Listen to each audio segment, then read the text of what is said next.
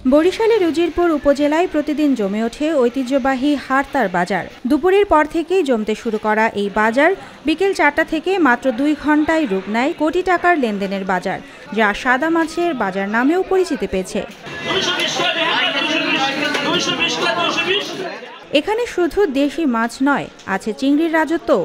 বাগদা, গলদা, রুই, কাতলা থেকে শুরু করে টাকি, শোল, বাইলা, ভেদা প্রায় অর্ধশতাধিক প্রজাতির মাছ বিক্রি হয় এই হাটে।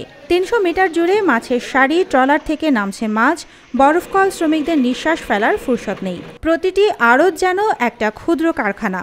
জমে ওঠে দরদাম, ব্যস্ত হয়ে ওঠে পাইকারিরা।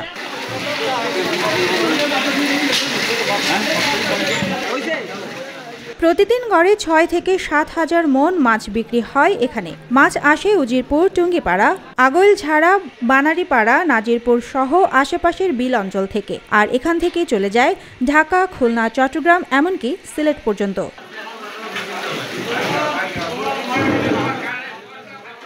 খুচরা নয়, এখানে সবই পাইকারি। এটাই হারতার আলাদা পরিচয়।